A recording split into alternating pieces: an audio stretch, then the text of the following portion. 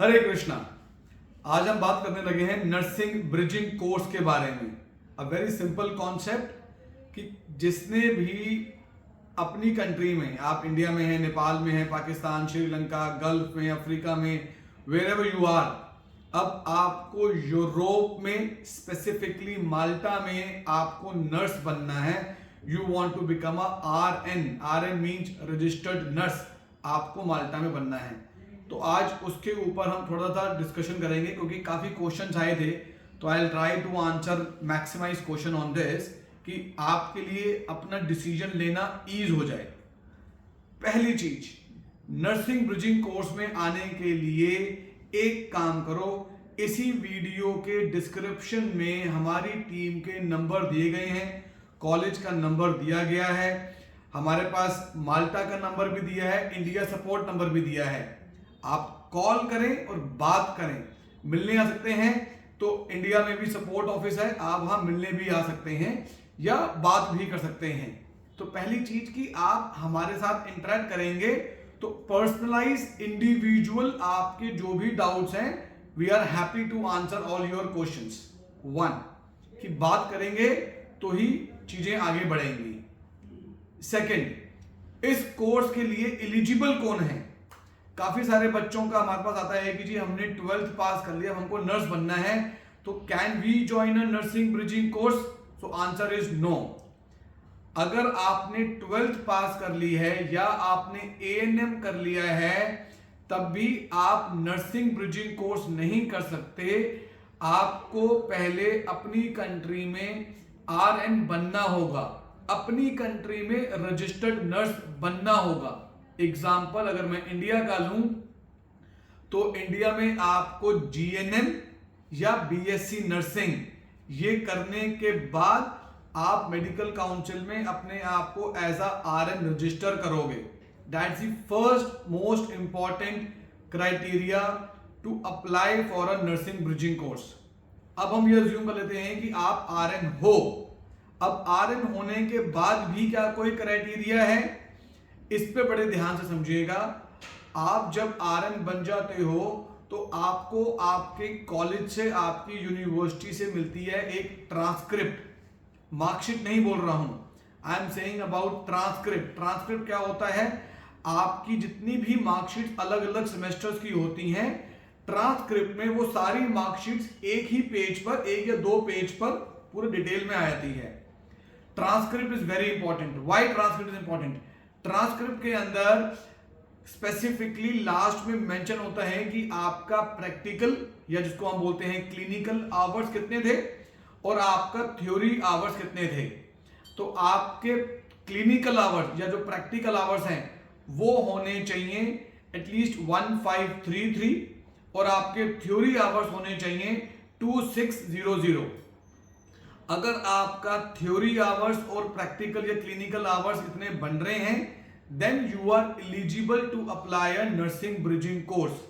कई बच्चों के प्रैक्टिकल या क्लिनिकल आवर्स उतने नहीं बन रहे होते हैं, तो उस केस में अगर आपने कोई जॉब करी हुई है तो जॉब का एक्सपीरियंस लेटर लगाएंगे, जॉब से नंबर ऑफ आवर्स लेंगे, वो भी एप्लीकेबल हो जाता है। सेकंड क्वेश्चन आता है कि क्या इस एलिजिबिलिटी के अंदर मेरे को IELTS, PTE, OET, डुलिंगो कोई भी इंग्लिश टेस्ट देने की जरूरत है? इसका आंसर यस एंड नो दोनों है। पहली चीज, कोई भी इंग्लिश प्रोफिशिएंसी टेस्ट नहीं चलेगा, इसमें सिर्फ आपका IELTS या OET ही चलेगा। सिर्फ दो ही टेस्ट चलते हैं, तीसरा कोई टेस्ट नहीं चलता। अब इसमें क्वेश्चन समझिएगा ध्यान से।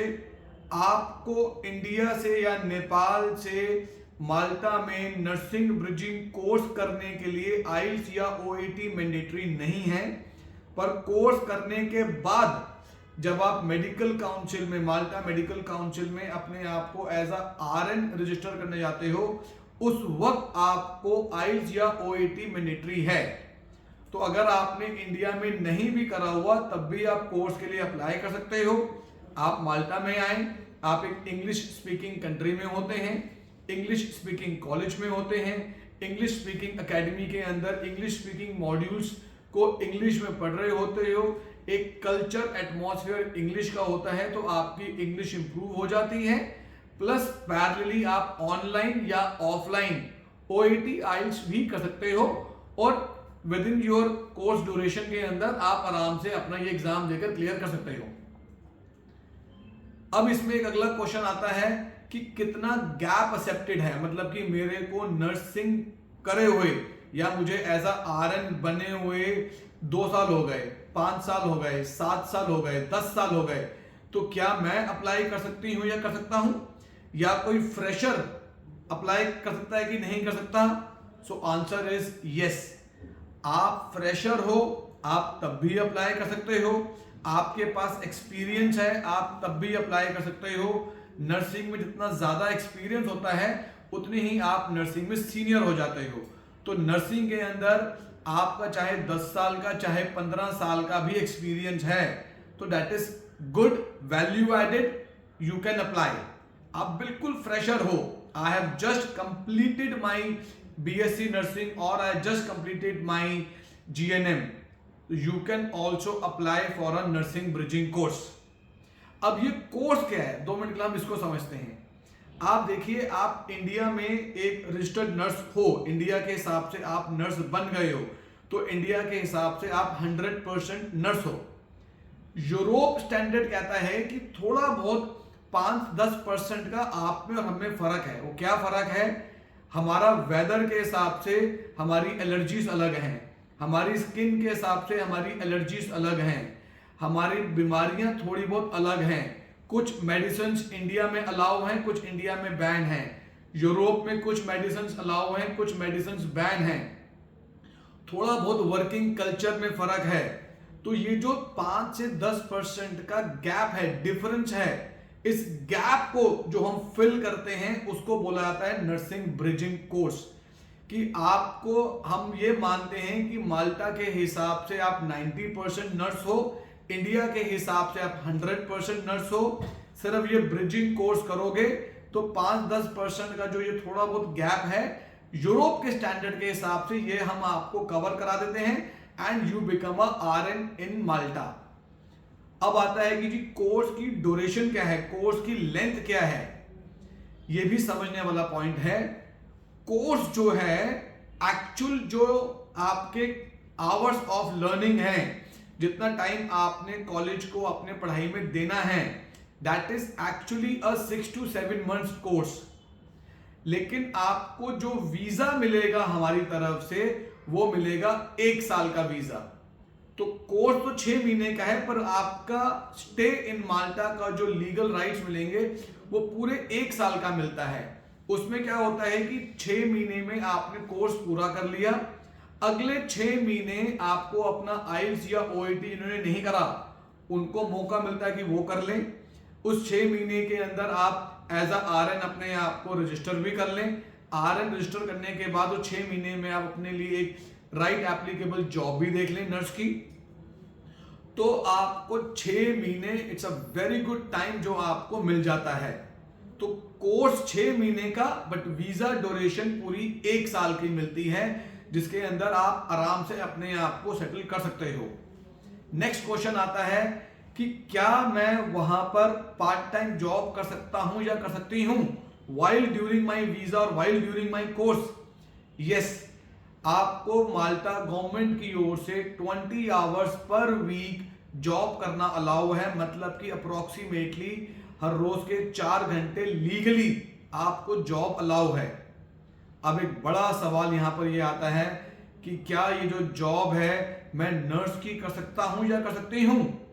नहीं, अभी तक आप माल्टा में आरएन रजिस्टर्ड नर्स नहीं बने हो, तो जब तक आप आरएन नहीं बनोगे तब तक आप नर्स की जॉब नहीं कर सकते। तो इस समय में आपके पास पूरी फ्री विल है कि आप कोई भी जॉब ले सकते हो। बट 99% केसेस में जितने भी नर्स होती हैं या होते हैं, आप सबके सब लोग एज अ केयर गिवर की जॉब में जाते हो। कोई अर्ली चाइल्डहुड में चले जाता है, कोई ओल्ड एज में चले जाता है, कोई स्पेशल चिल्ड्रन में चले जाते हैं। तो सब लोग अलग अलग क्लिनिकल के पॉइंट ऑफ व्यू से अपने अपने इंटरेस्ट एरिया या जॉब के हिसाब से एज अ केयर जॉब में जाते हैं। और वहां जॉब कर रहे होते हैं। Once you get your RN certificate, आप इमीडिएटली हॉस्पिटल में एज अ नर्स जॉब कर लेते हो। यहां पर एक सवाल हो आता है कि ये जो जॉब हम RN बनने के बाद करेंगे नर्स की जॉब, क्या ये मैंडेटरी है कि हम माल्टा में ही करें या हम पूरे शेंजन में, पूरे यूरोप में कहीं भी कर सकते हैं? Answer is again yes. आप एक बार माल्टा में RN बन गए, इसका मतलब कि आप पूरे यूरोप, पूरे शेंजन में आप नर्स बन गए हो। आप चाहें तो नर्स की जॉब माल्टा करें या पूरे यूरोप, पूरे शेंजन में कहीं पर भी नर्स की जॉब कर सकते हैं, तो आपको कोई रोक टोक नहीं है। तो nurse in Malta means nurse in entire EU, entire Europe continent, पूरे शेंजन में हो गए। एग्जाम्पल समझने के लिए, आपने इंडिया में पंजाब से नर्सिंग करी पर आप जॉब दिल्ली में कर रहे हो, आपने इंडिया में केरला से नर्सिंग करी, आप जॉब मुंबई में कर रहे हो, दैट इज एप्लीकेबल। तो आपने नर्सिंग कहीं से भी करी हो और जॉब कहीं भी कर रहे हो with in pan India. In a same way Europe में आपने नर्सिंग माल्टा से कर ली, आप RN माल्टा में बन गए हो, अब आप जॉब कहीं भी कर सकते हो। आप माल्टा करो या Italy, Germany, France, Portugal, Poland, Finland, Iceland, कहीं पर भी करो, आप पेरिस, फ्रांस, कहीं भी कर सकते हो। This is one. अब इसमें एक सवाल अक्सर लोग पूछते हैं, या मेरा खुद का ऐसा मानना है, मेरा एक्सपीरियंस से बता रहा हूं, मेरी एडवाइस ये होगी कि अगर आपका इंटरेस्ट है कि माल्टा में नर्सिंग करने के बाद, यूरोप में जॉब करने के बाद मेरे को यूके में नर्स बनना है, मुझे US में नर्स बनना है, मुझे ऑस्ट्रेलिया में नर्स बनना है, वो कैसे होगा? यस, आप माल्टा में जब नर्सिंग कर लेते हो और माल्टा में जब जॉब कर रहे होते हो, now I am specifically using the word only Malta, मैं बाकी कंट्री के एक्सपीरियंस शेयर नहीं कर रहा, माल्टा का एक्सपीरियंस शेयर कर रहा हूं। माल्टा में अगर आप एज अ नर्स जॉब कर रहे होते हो तो एवरेज हर साल माल्टा में US, UK, ऑस्ट्रेलिया, कनाडा, दुनिया भर से कॉलेजेस के जो HR डिपार्टमेंट हैं वो माल्टा में आते हैं और माल्टा में नर्सेस को रिक्रूट करते हैं अपने पास। उसका सबसे बड़ा एक रीजन, कई कारण हैं, बट एक रीजन मैं यहां बता रहा हूं कि Malta is the 100% English speaking country.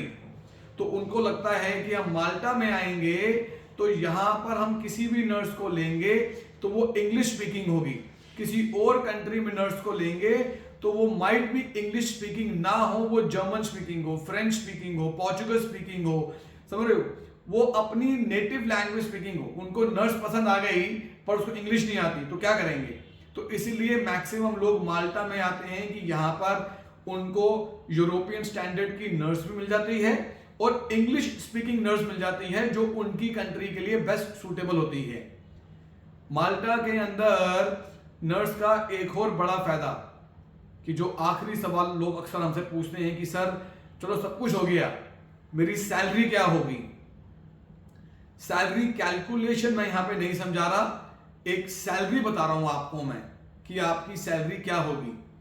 India में आपकी जो सैलरी होती है, अगर मैं उससे कंपेयर करूं तो इंडिया के अंदर हमारा एक्सपीरियंस रहा कि नर्सिस की सैलरी प्राइवेट सेक्टर से लेकर गवर्नमेंट सेक्टर के बीच में जो सैलरी स्केल है वो कहीं ना कहीं 15,000 रुपीज INR से लेकर 60,000 रुपीज 60 INR के बीच में एक रेंज रहती है।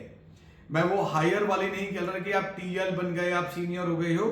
एक अच्छी रेंज जो है वो 15,000 से लेकर 60,000, 15,000 to 60,000 रुपीज के बीच में रहती है। यही नर्स जब माल्टा में RN बन जाती हैं आफ्टर नर्सिंग ब्रिजिंग कोर्स, तो उनकी सैलरी एकदम से ही शूट अप होकर स्टार्टिंग सैलरी, बहुत आराम से बता रहा हूं, अंदाजन 2,50,000 से लेकर 3 लाख रुपीस के बीच में आ जाती है। तो it's a huge gap in the salary, एकदम से बहुत बड़ा जंप मिलता है सैलरी का। यहां पर इमीडिएटली क्वेश्चन आता है मेरे पास कि सर सैलरी बढ़ेगी तो हमारा लिविंग एक्सपेंस तो बढ़ जाएगा। आई एम टेलिंग यू, आपका लिविंग एक्सपेंस माल्टा का आप ज्यादा भी खर्च करोगे तो, अगर मैं बेसिक बता रहा हूं, not going into the detail, आप 40,000 रुपीज के आसपास खर्च करते हो एक एवरेज सैलरी मिली 3 लाख रुपए, 40,000 अगर आपने अपना लिविंग एक्सपेंस भी खर्च कर दिया तब भी आपकी net saving 2,60,000 per month net saving. ये सुनने के बाद बहुत लोगों के मन में आता है कि यार हम नर्स बन जाते हैं, ये सबके मन में आता है। That's a net saving. So nursing, जो लोग नर्स कर रहे हैं उन सबको पता है कि नर्सिंग में कितना बड़ा स्कोप होता है इंटरनेशनल मार्केट के अंदर। Now I will come to the last point जहां से मैंने शुरू किया था। आपको कुछ भी नर्सिंग ब्रिजिंग कोर्स के बारे में जानना है, पूछना है, प्रोसेस शुरू करना है, तो आप इमीडिएटली नीचे नंबर डिस्क्रिप्शन में दिया गया है, कॉल करें, व्हाट्सएप करें and start your question answers with us. Once you are through with your question answers, doubts clear, जब तक डाउट क्लियर ना हो प्रोसेस ना करें, पहले अपने सारे क्वेश्चन, सारे डाउट्स क्लियर सकें।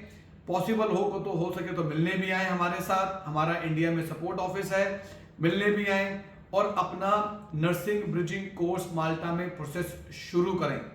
कुछ भी हो तो we are always there to 24/7 hand holding support के लिए। छोटी छोटी चीज पर भी हम आपको गाइड करेंगे, हेल्प करेंगे, सपोर्ट करेंगे। आपको चाहिए होगा तो जो लोग माल्टा में ऑलरेडी नर्स हैं, we can connect with them also for your little more on confidence, कि शायद उनसे आपको कुछ और जानकारी भी मिल सके आपको। तो अपना प्रोसेस शुरू करें ASAP माल्टा का नर्सिंग ब्रिजिंग कोर्स को लेकर। मैं Aditya Krishna, I am the CEO of the company. Thank you so much. Hare Krishna.